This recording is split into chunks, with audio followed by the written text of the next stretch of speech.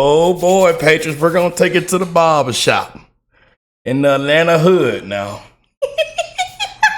In the Atlanta hood, we're going to the black barber shop. Y'all know how I feel about the race card, and that we are one race, the human race, one love, man. And we got to come together, y'all. I love y'all, man. But this is an amazing video. I can't wait to get into this one and show y'all this before the debate happens. And a lot of familiar faces you're gonna see, and some of y'all been screaming VP for these candidates, especially Brian Donalds and Ben Carson that are in this video. And oh man, I hope everybody is blessed, well, healthy, and that nothing but the best is going on in all you beautiful people's life, man.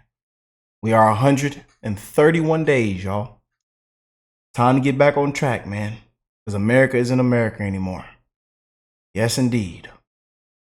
But hope y'all been spreading that love to one another. One love, baby. One love. But let's take it to the barber shop. To the good old sweet barber shop, man. And we got some black business leaders in Atlanta. And Trump is going to make that call, man. There he is. The man that actually loves America and wants us to get back on track. We encourage everybody to go to the voting booth. And if you got to crawl to the booth. If you can't walk, crawl. Yeah. Make sure you go in person. Bring everybody with you. Time to get back on track, man. Because we become a complete laughingstock. And people are struggling at an all-time high. You know, people are terrified, man. And what we're seeing, they want you to believe is not real. They think we're stupid. You know? But hey, let's jump into this one because I know that debate's coming up. And I know a lot of y'all are ready for what's the name to go out there on them gas station dick pills and that Red Bull and Gatorade and that B12 shot and just blow the transmission. Because right now, America needs a new transmission. That transmission is shot. Especially in second gear. We ain't going nowhere. Can barely make it up the hill. Oh, boy. Let's go and jump into this, y'all. And shout out to my brother Joseph for sending this one over. Oh man, y'all guys send me some amazing videos, man. Salute and love to my beautiful patriots, man. Well, Brian Donalds, a lot of y'all been screaming VP, and as you can see over there, Ben Carson. And VP comments been wild. Oh, actually, hold on one second, administration. Hello. Oh, hey, Mr. President, how you doing? Well, I'm going to put you on speaker, but actually a great question just came up. We're talking about regulations and some of the things that can be done to alleviate the regulation burdens on a lot of businesses. But I'm going to put you on speakerphone for everybody to hear. Hold on a second. All right, everybody, you're on with the president. Hello, Mr. Hey, President. Mr. President. Hello, everybody. It's great to be with you. I hope I'm being well represented. I have a feeling I am. I know them very well. So I hope so. No, you are, sir. But a question came up about regulations. And so what's your view of what we need to do with regulations when you come back into office? Well, as you know, I cut taxes and regulations more than any other president. We had the biggest tax cut, and bigger even than the Reagan tax cuts. And I also cut regulations far more than any other president. And they have put a lot of them back already. We will get them cut so fast. And you know, it's very interesting when I went to business leaders and said, which was more important, these big tax cuts or these big regulation cuts? Almost every one of them said regulation cuts. And it made a big difference to their businesses, small businesses and big businesses. Great question. Awesome. Anybody else got a question for the president? I mean, he's on the line now. Woo! What y'all think, man? I don't mean to interrupt, but he understands. He's aware. He's a businessman. And as we can see right now in America, the crisis that's going on, businesses are shutting down left and right.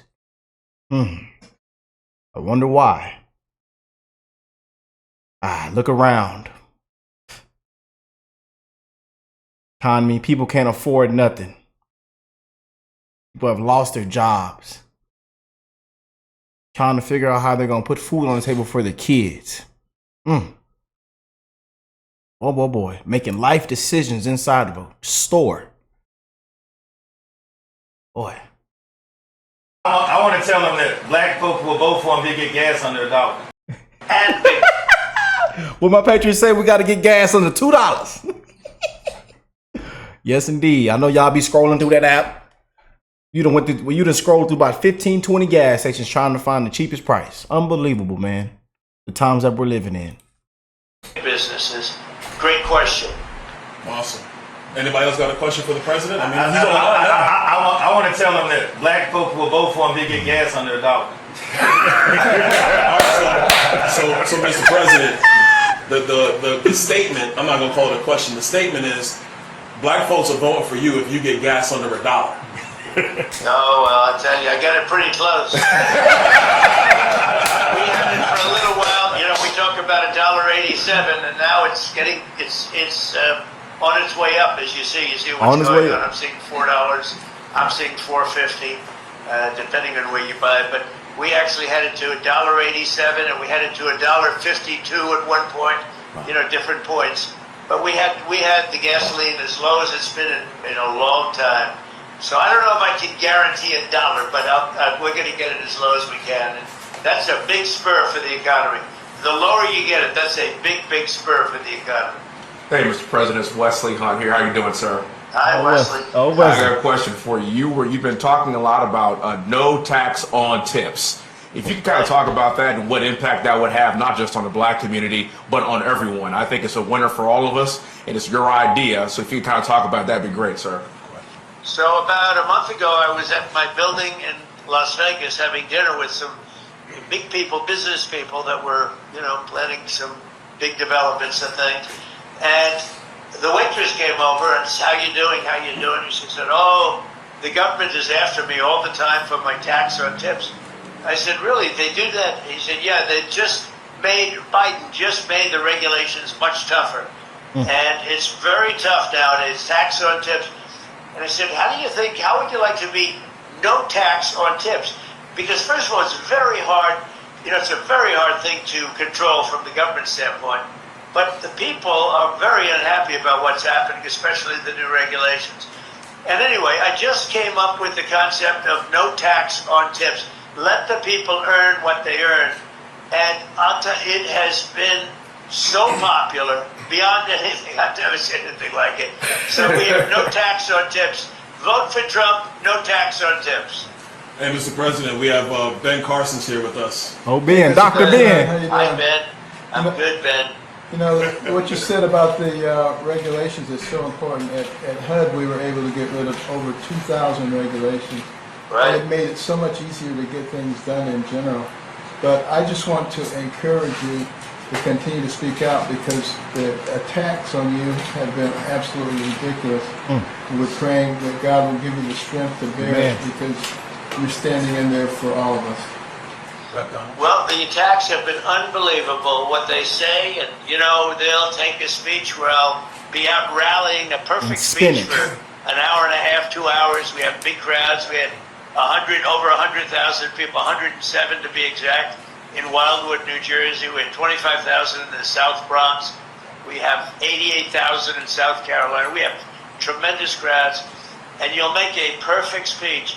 And this lowlife Biden will take the speech, his people, him and his people, and they'll cut sentences out, cut words out, cut sentences out. Oh, Trump, look, he didn't make a good speech. He didn't make a good speech. And I do them largely without teleprompter. You know, I don't need a teleprompter. He can't read a teleprompter.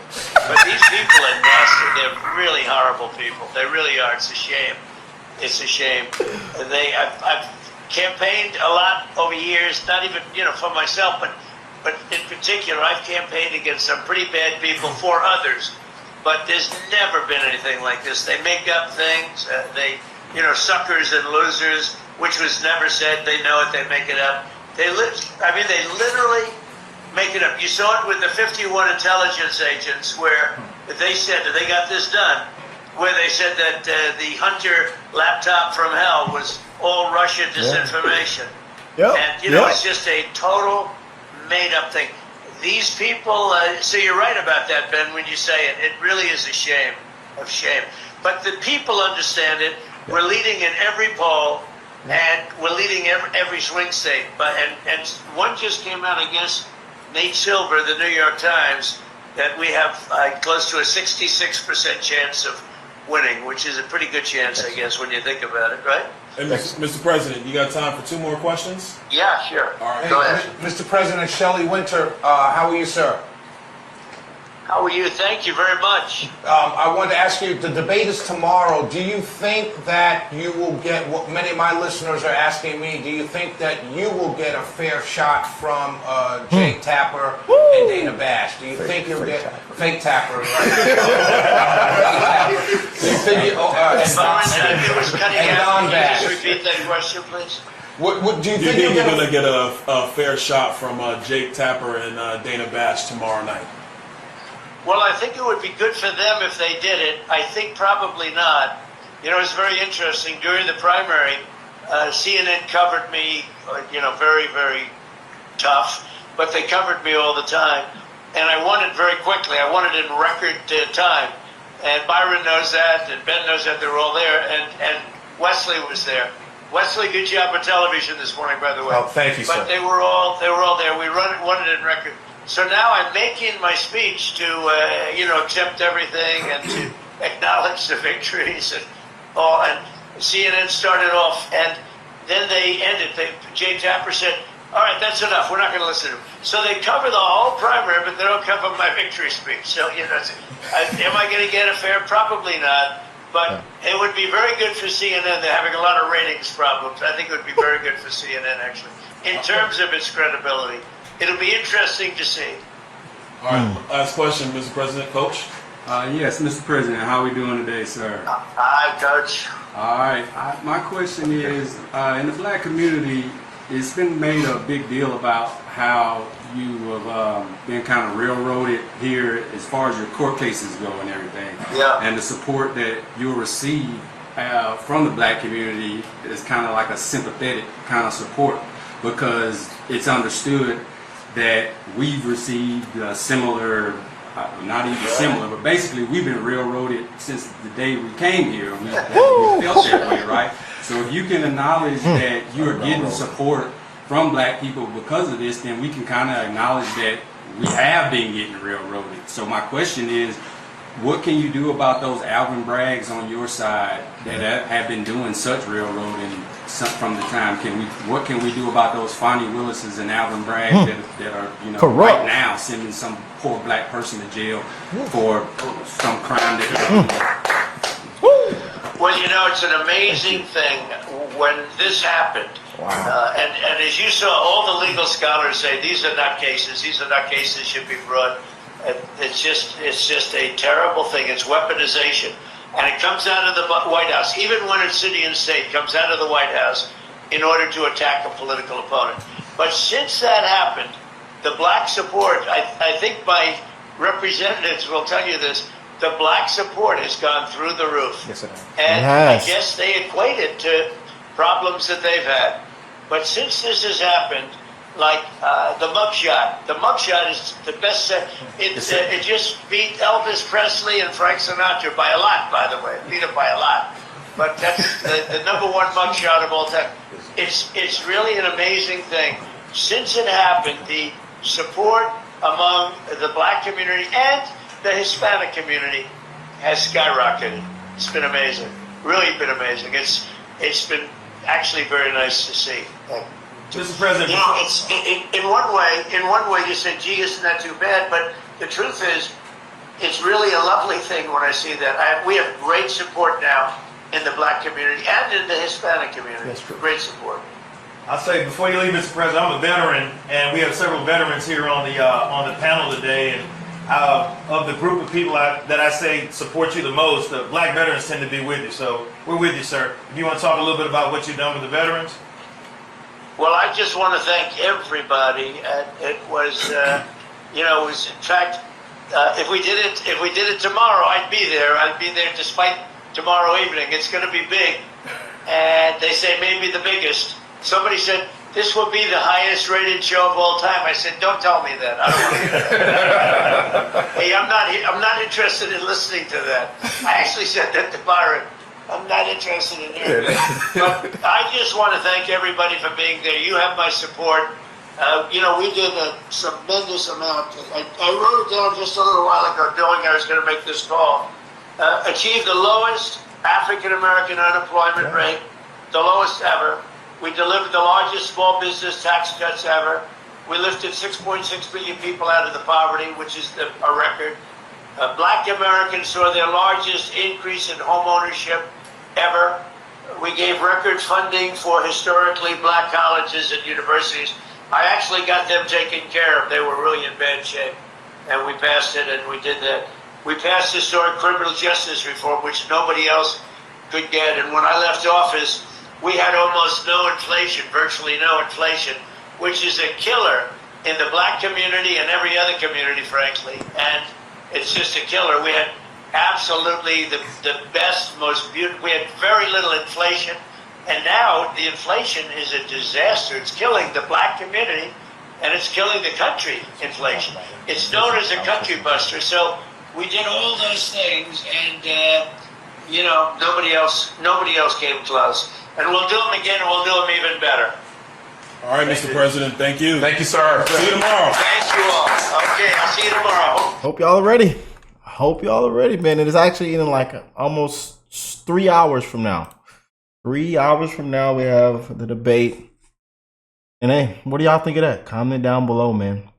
Inside the barbershop, Brian Donalds. And y'all been screaming VP, VP, VP. And that VP news it might even hit the fan tonight. We don't know. It could hit the fan anytime as we speak, as even me recording this. So, yeah. I love you guys. God bless you all and your families, man. It's time to get back on track. And I will catch you beautiful people in the next one, man. Peace and love, y'all.